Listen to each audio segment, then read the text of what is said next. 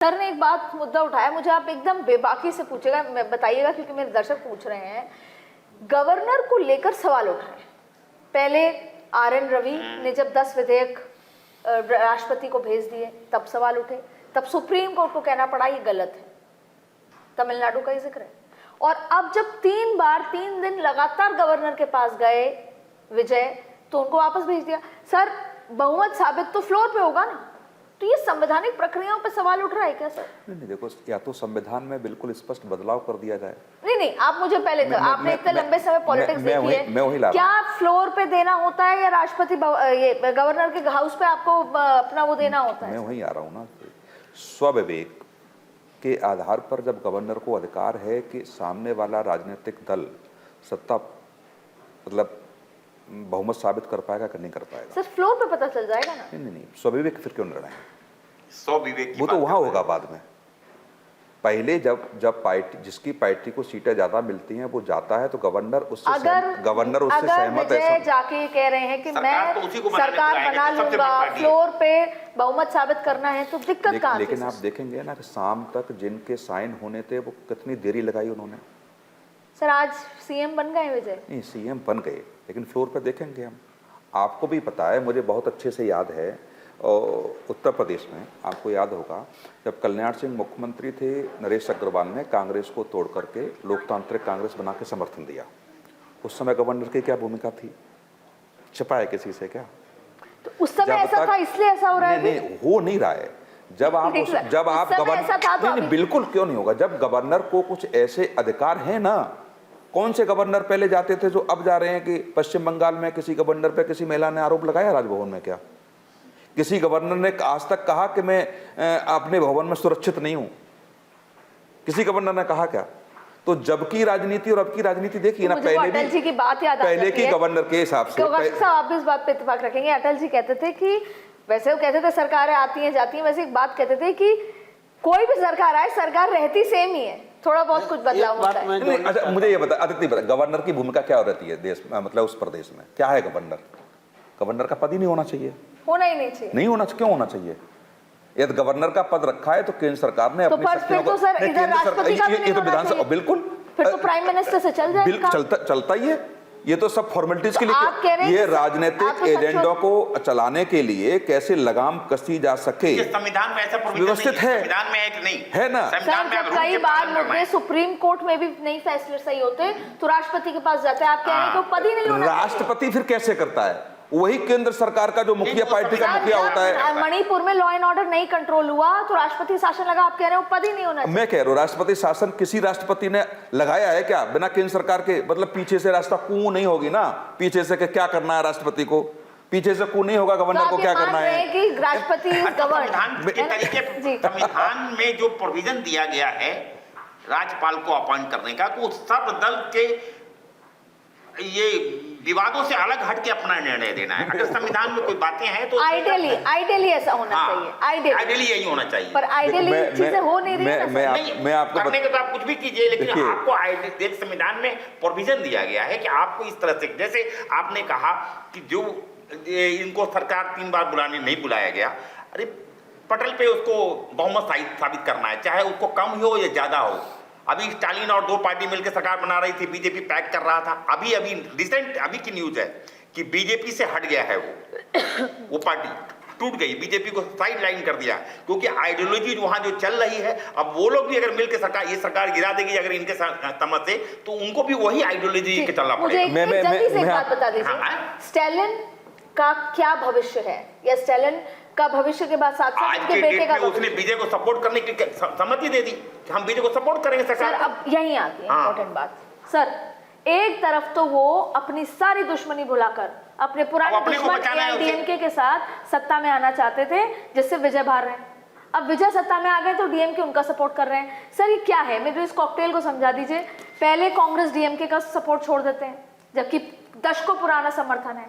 फिर और कांग्रेस ये दावा करती है हम तो इसलिए छोड़ रहे हैं जिससे कि दोबारा चुनाव ना हो या राष्ट्रपति शासन ना लगे, सिर्फ बीजेपी को बाहर रखने के लिए। फिर आप देखिए अब DMK कह रहे हैं कि मैं सपोर्ट कर दूंगा।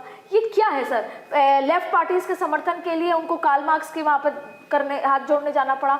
सिर्फ कौन सी आइडियोलॉजी है? आप कह रहे थे कि आइडियोलॉजी इनके पास है, डिफाइंड है, अरविंद केजरीवाल के पास नहीं है। क्या है सर ये खिलवाड़ तो नहीं हो रहा? आपके प्रश्न के उत्तर में तो आने से पहले मैं पिछली चर्चा का एक लाइन में हस्तक्षेप चाह रहा था करना, वो करता हूँ कि गवर्नर जो है, गवर्नर के उसमें डिस्क्रेशन ऑफ द गवर्नर लिखा जाता है, स्वविवेक जैसा कोई शब्द नहीं। गवर्नर जो है वो इंस्टीट्यूशन है, पर्सन नहीं है। हमारी मानसिकता गलत है कि गवर्नर एक पर्सन है। गवर्नर एक इंस्टीट्यूशन है, और इंस्टीट्यूशन का मतलब है कि वो संवैधानिक प्रावधान के तहत वो उसको डिसीजन जो है अपने सारे सिस्टम से निकाल के गवर्नर जो है उनकी जुबान से वो आता है। तो जब वो संवैधानिक प्रावधान के तहत जब क्वेश्चनएबल होता है तो बहुत सारी बातें उठती हैं। जब बात डिस्क्रिप्शन की आती है तो कुछ भी डिस्क्रिप्शन में आ सकता है ना। उस समय मुझे क्या सही लगता है, जैसा कह रहे थे सर, डिस्क्रेशन जो एक शब्द है वो एक इंस्टीट्यूशन का डिस्क्रेशन, एक पर्सन का डिस्क्रेशन, दोनों में बहुत फर्क है। इसी पर मैं ध्यान दिला रहा हूं। अभी बीच में नहीं, प्लीज प्लीज प्लीज बीच में अपनी बारे में बोलिएगा। ये मेरा हस्तक्षेप था। अब उसके बाद मैं दूसरी तरफ आता हूं आपके उस सवाल पर। वो सवाल क्या है कि तमिलनाडु की सियासत में आपने देखा होगा कि नेता प्रतिपक्ष की कुर्सी स्टालिन ने आज संभाल ली है ना। और नेता प्रतिपक्ष जो होता है वही कभी सीएम भी होता है। अगर आपने प्रतिपक्ष की कुर्सी छोड़ दी तो सत्ता पक्ष आप बन नहीं पाएंगे, ये मुझे लगता है। और कांग्रेस ने ऐसी बहुत सारी गलतियां की हैं। भाई दिल्ली में आम आदमी पार्टी को सरकार बना दी जब आम आदमी पार्टी उसके खिलाफ लड़के आई थी, और बीजेपी को नेता प्रतिपक्ष की कुर्सी दे दी। उत्तर प्रदेश में भी मुलायम सिंह के समय में ऐसा ही हुआ, बिहार में भी इन्होंने यही किया। तो ये सारी चीज़ें कांग्रेस की गलती रही है, लेकिन डीएमके ने ये गलती नहीं की है। डीएमके के बारे में हम ये जानते हैं कि उन्होंने बैकडोर से भाई वीसी के उनसे मिल करके समर्थन देता है इसको, विजय को, और उसी तरह से AIUML भी स्टालिन से मिल करके समर्थन देता है। तो हम एज्यूम करते हैं कि स्टालिन उनकी सरकार बनाने में मदद कर रहा है। एज्यूम करते हैं, हम सबूत कभी नहीं दे सकते, लेकिन हम ये मानते हैं कि उसने मदद की है। और उसका जो राजनीतिक कारण है वो ये है कि तमिलनाडु में बीजेपी आज की तारीख में अछूत पार्टी बन चुकी है। AIADMK ने भी उससे जो अपना किनारा किया, और आपने जो खबर बताई वो यही है। बीजेपी 3 सीट से 1 सीट पर आई, 900 वोट से जीती। जो बीजेपी को साथ लेगा तमिलनाडु में उसकी राजनीति नहीं चलेगी। ये तमिलनाडु का मैसेज है। तो बीजेपी नॉन बीजेपी गवर्नमेंट बने, ये तमिलनाडु की भावना थी। अगर स्टालिन ने उस भावना को भी पूरा किया और अपोजिशन का पोजीशन भी बरकरार रखा, क्योंकि उसको भविष्य में राजनीति करनी है और सत्ता में आना है। क्या 2024 के 2029 के चुनाव में 39 सीट्स में से एक भी सीट बीजेपी ला पाएगी? अब ये तो उस बीच में क्या राजनीति बदलती है, वो क्या करते हैं। अब इस बीच में हम हाँ बोल दे तो भी उसका कोई आधार नहीं, ना बोले तो उसका भी कोई आधार नहीं। सर ने बात कही, कौशिक साहब मुझे डिटेल में बताइए। सर ने बात कही कि बीजेपी अछूती पार्टी हो गई है, ये बात कहते हैं, समझ आता है, ठीक है। लेकिन जब बात अमित शाह पर आती है, यही अछूती पार्टी वो पश्चिम बंगाल में भी थी। 2016 से तैयारी चल रही है, उससे पहले से तैयारी चल रही है, लेकिन अल्टीमेटली किला ढहा दिया, और जबरदस्त ढहा दिया। अगर अमित शाह ये फैसला ले लें कि मुझे तमिलनाडु में सरकार बनानी है with organisation, strategy, ideology, whatever, तो क्या लगता है अछूती पार्टी रहेगी? नहीं, देखो ये तो तब के हालात होंगे कि क्या मुद्दे रहेंगे, कितना संगठन उनका वहाँ धरातल पर है, बूथ लेवल पर है कि नहीं है। पश्चिम बंगाल में जो उन्होंने 15 साल से तैयारी की निश्चित तौर से बड़ी ताकत के साथ तैयारी वो कर रहे थे। पिछली बार भी आप 2021 उतनी ताकत नहीं झोंकी जितनी पश्चिम बंगाल में झोंकी लगता है। नहीं, क्योंकि जितने भी मिलने वाले लोग थे या जो जानकारी सोशल मीडिया के माध्यम से आ रही थी, बीजेपी का हर छोटा बड़ा नेता पश्चिम बंगाल में था। तमिलनाडु में नहीं था, केरल में नहीं था, कहीं नहीं था। तो इस बार बिल्कुल this time the focus was on Paschim Bengal. और हाँ, इसी तरीके से ये दोनों ने तमिलनाडु पर फोकस किया। तो मुझे नहीं लगता कि बहुत सारी चीज़ें ऐसी हो पाएंगी। 3 पे आई, फिर 77 पे आई, अब 207 पे आ गई। तमिलनाडु में जो भी कुछ हो रहा है, जैसे बार बार नई पार्टी के बारे में विजय जी की पार्टी बात कर पा रहे हैं हम लोग, चल पाएगी कि नहीं चल पाएगी, राजनीतिक समीकरण उनके क्या रहेंगे क्या नहीं रहेंगे, और फिर अगली बार जब चुनाव में जाएंगे तो क्या परिस्थितियाँ बदलेंगी, ये तो समय पर निर्भर है।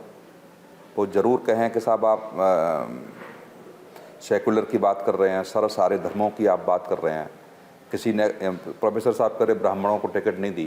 बेसिकली बीजेपी को आप देखेंगे कि पूरी समीक्षा करती है, अधिकतर राज्यों में जाती है कि आखिर में पिछले चुनाव में रहा क्या, कौन से ऐसे बिंदु रहे जिन पर गलतियां, और वो गलतियां दिखेगा कि ब्राह्मणों को टिकट देकर के गलतियां की हैं राजनीतिक दलों ने, नहीं दे करके, हाँ बिल्कुल नहीं दे करके किए, तो हो सकता है उस पर आगे बढ़ेगी वो।